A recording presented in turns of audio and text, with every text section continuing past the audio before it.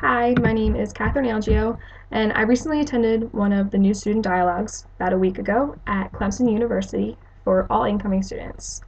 I'm a transfer student from Penn State, and I'm currently a junior. And the dialogue that I went to was called Male, Female, or Yes, Please. It was based off the idea of gender discrepancies occurring within our society today. Before I attended this presentation, I never really thought about the societal pressures that influence people's decisions on gender biases. Also, I never really took into consideration how gender physically, emotionally, and spiritually affects those who are unsure of their own gender, even if their appearance or their DNA shows otherwise. In the beginning of the discussion, I believe that as a group, we all felt unsure of what to expect. For some people, it was more intimidating to talk in front of such a large group of strange new faces. But I thought that the technique our leaders used in order to get everyone in the group to open up a little bit in the very beginning was definitely creative.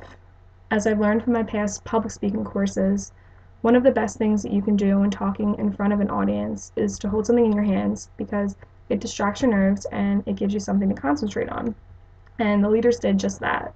They chose a piece of yarn, and everyone in the circle went around one by one, describing a little bit about themselves while they were wrapping the yarn around their finger until there was nothing left. This definitely made me feel more at ease talking to people that I've never seen before.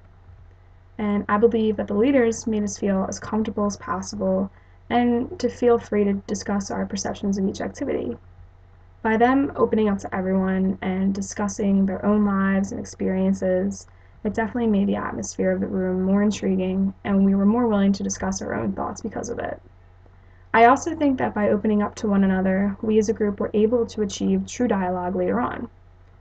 One of the first things our group did was make a wheel about ourselves, including sex, age, ethnicity, nationality, abilities, socioeconomic status, religion, and so forth.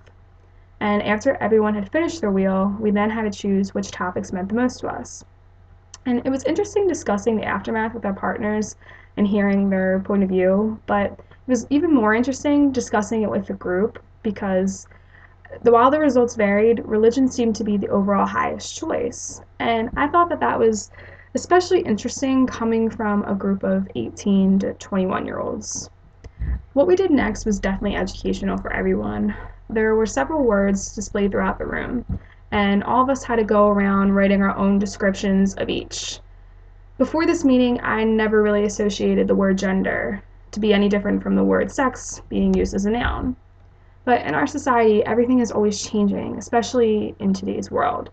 And we need to eventually learn to accept diversity and the fact that not everyone is written right out of a book.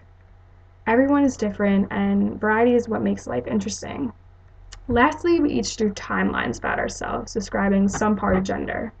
For me, I chose to describe preschool all the way up until college, and how I started off as such a girly girl because it's how my parents dressed me, until I went to middle school and I dressed more of a tomboy because I was able to dress myself and I found it as a way to relate to my brothers because of sports.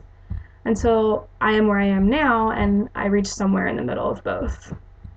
After each activity, I definitely believe that each person in the group was able to open up and discuss themselves and contribute to the learning experience. In the beginning, hardly anyone would volunteer suggestions or their point of view. However, the more we felt comfortable with one another, the more interesting the discussions became. Everyone definitely played a role in the group because it was highly interactive and intriguing to hear the variety of opinions on gender from both a male and a female standpoint. I think that dialogue is an essential element of Library 100 because without feeling comfortable debating and discussing topics in our university's classrooms, how will we ever be able to voice our opinions as young adults in the actual real world? All in all, I thought the program on dialogue was very intuitive and definitely the best part of Library 100 due to how interactive and informative the overall experience was. However, being 20 years old and having already gone through orientation at my previous institution, I don't feel that this was necessary for all transfer students. I'm already in my core upper division classes and have actually taken a course previously called the Sociology of Gender.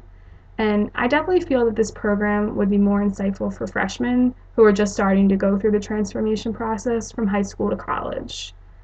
But overall, it definitely was a great program, and I wanted to thank you for taking the time to hear my thoughts about the new student dialogue.